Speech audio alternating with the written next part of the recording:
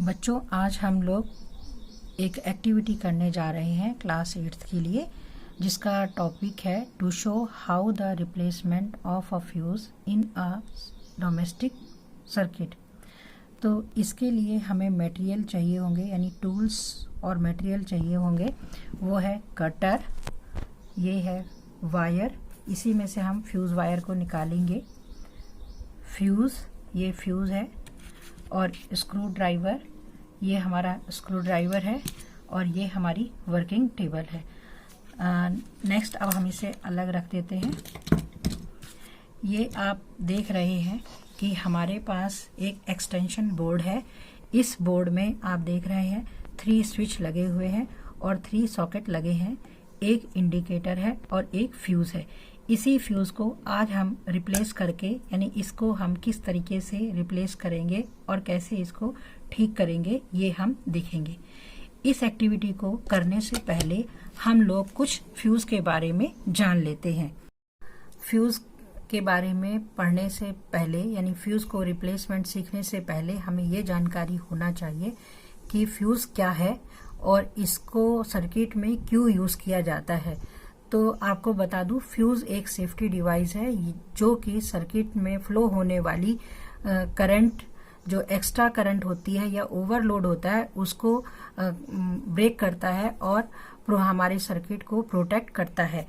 Fuse जो है, इसको एक जो वीकेस्ट पार्ट होता है सर्किट का, और ये एक कंसिस्ट करता है, एक स्मॉल लिंक होती है सॉफ्ट मेटल की, जिसमें से एक्सेसिव करंट फ्लो होती है। और जब ये एक्सेसिव करंट फ्लो होती है तो ये जो वायर है वो ब्रेक हो जाता है या बर्न हो जाता है, जिससे कि सर्किट ब्रेक हो जाता है।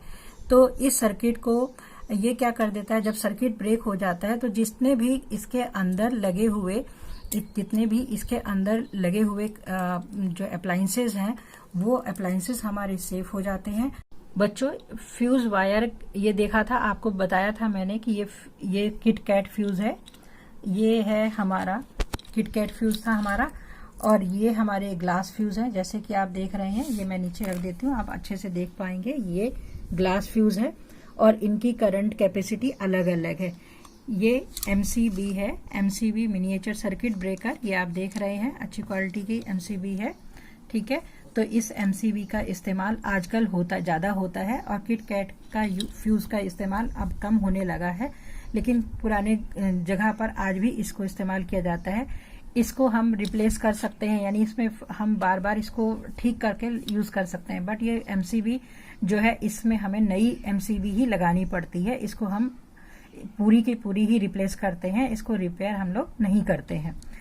नेक्स्ट है ये जो आप ग्लास फ्यूज़ देख रहे हैं। ग्लास फ्यूज़ का इस्तेमाल जो है टीवी वगैरह में होता है। टीवी, जो छोटे इलेक्ट्रॉनिक्स इक्विपमेंट्स होते हैं, हमारा एम्पलीफायर स्कूल का है, उसमें भी ये ग्लास फ्यूज़ का इस्तेमाल होता है। तो उसमें जो है हमें इसको पूरा का पूरा इसको हम लगा देते हैं फ्यूज़ कैरियर में, और इसको अगर फ्यूज़ बर्न हो जाता है तो इसको बाहर निकाल के नया फ्यूज़ हम उसकी जगह पर प्लेस कर देते हैं।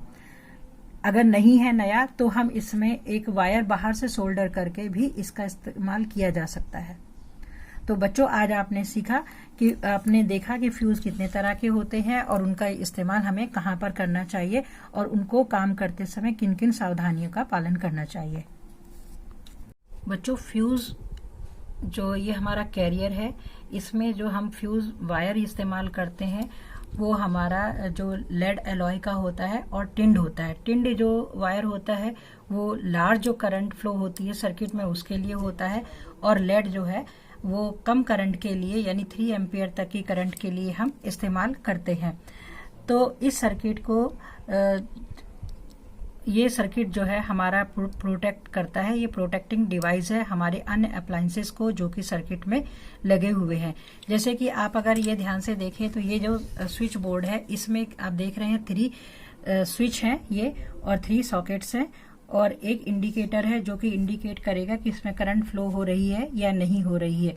तो आप देख रहे हैं कि ये जो सॉकेट्स हैं हमारे लगे हुए, इनके ऊपर अंदर जितने भी हम अप्लायंसेस यूज़ करेंगे, अगर वो ओवरलोड हो जाएंगे, कहने का मतलब है इनकी पावर बहुत ज़्यादा हो जाएगी, तो ये तार जो है, इसके अंदर जो तार लगा हुआ है वो गर्म हो जाएगा और उसके अंदर हीट बहुत ज्यादा हो जाएगी।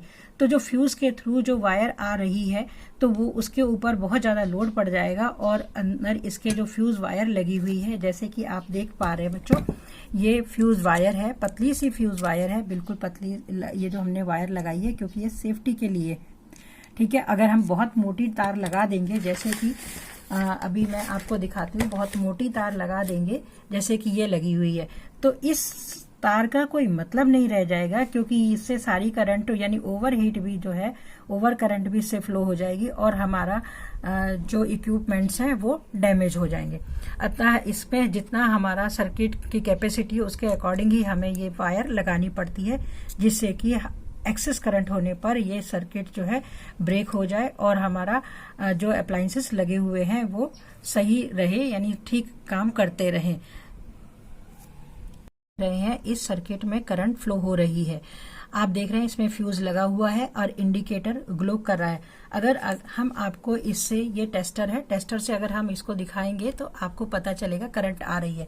ये आप जैसे देख पा रहे हैं इसमें करंट आ रही है और इधर भी आप देख पा रहे हैं करंट आ रही है और इधर भी करंट आ रही है। तो इसका मतलब ये है कि इसमें जो है करंट फ्लो हो रही है, देख पा रहे हैं करंट फ्लो हो रही है। तो अगर ये, क्योंकि फ्यूज काम कर रहा है और इसमें जो है फ्यूज वायर लगा हुआ है, अब अगर हम इसमें से फ्यूज निकाल लेते हैं तो इस कंडीशन में आप देखेंगे कि ये इंडिकेटर भी बुझ गया है, यानी इंडिकेटर ग्लो नहीं कर रहा है। और इसमें जो है इस पॉइंट पे हमने ये टेस्टर लगाया, ये ग्लो नहीं हो रहा है। ये यहाँ पे देखें, ये भी ग्लो नहीं हो रहा है, यहाँ पे भी देखेंगे ये ग्लो नहीं हो रहा है। इसका मतलब ये है कि इस सर्किट में करंट फ्लो नहीं हो रही है। इसमें करंट फ्लो तभी होगी जबकि हम इसमें जो है इसको, ये जो है फ्यूज लगाएंगे। तो अभी हम देखते हैं इस फ्यूज के तार को हम इसमें से निकाल देते, मैं निकाल रही हूँ और ये आप देख रहे हैं, ये मैंने फ्यूज वायर को बाहर निकाल लिया है।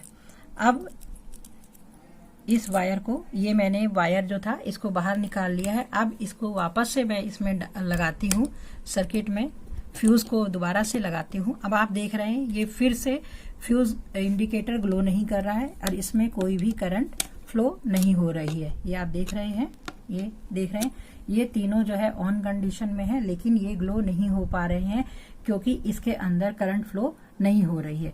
क्योंकि ये जो फ्यूज था हमारा, क्या इसमें से हमने फ्यूज वायर बाहर निकाल लिया है। ये आप देखेंगे यहाँ पे कोई भी फ्यूज वायर नहीं है, तो इसमें से जो करंट है, सर्किट है, ब्रेक हो गया है, ब्रेक हो चुका है, जिसकी वजह से ये कोई भी हमारा काम नहीं कर पा रहा है, कोई भी स्विच और सॉकेट हमारे काम नहीं कर पा रहे।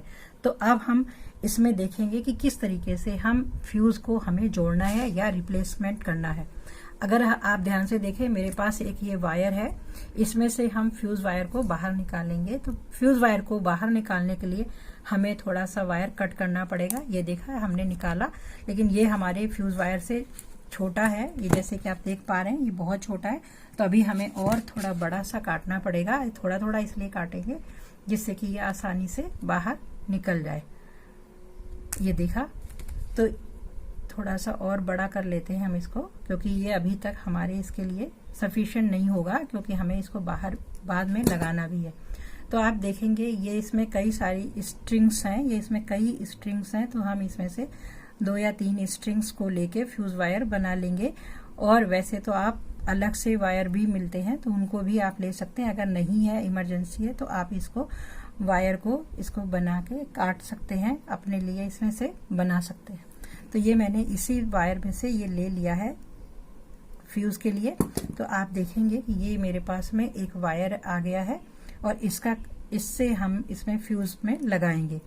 ये मेरा फ्यूज कैरियर है, तो इसको हम इसके साथ ज्वाइन करेंगे। ये आप ध्यान से देखेंगे तो ये आप इसको लगाएंगे, इस तरह से सावधानी के साथ लगाएंगे, ठीक है। फिर इसके बाद इस पॉइंट पर भी हम इसे लगा देंगे। बहुत ध्यान से लगाएंगे बच्चों, क्योंकि ये तार जो है पतले हैं और ये टूट भी सकता है। ये अब हम इसको जोड़ देंगे।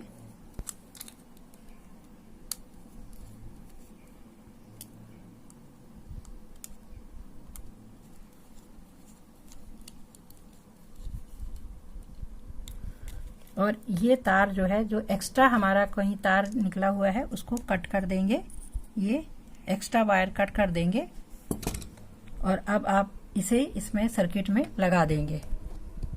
ये आप देख रहे हैं कि जैसे ही हमने फ्यूज को लगाया है वैसे ही इंडिकेटर ग्लो हो गया है। इट मीन्स कि ये फ्यूज वायर ठीक से जुड़ गया है और इसमें से करंट फ्लो होने लगी है। अब हम इसमें से देखेंगे, ये देखिए इस पॉइंट पर आपको करंट मिल रही है, इस पॉइंट पर भी करंट मिल रही है और इस पॉइंट पर भी करंट मिल रही है। इसका अर्थ ये है कि हमने इसमें ठीक से तार फ्यूज का जोड़ दिया है, जिससे कि हमारा ये सर्किट काम करने लगा है। तो अब इसको करते समय हमें सावधानी क्या रखनी होगी, ये बहुत जरूरी है जानना, क्योंकि हमारे पैरों में शूज होने चाहिए, चाहे रबड़ के हो या किसी और चीज के हो सकते हैं, चप्पल हो सकती है, शूज हो सकते हैं, गीले नहीं होने चाहिए।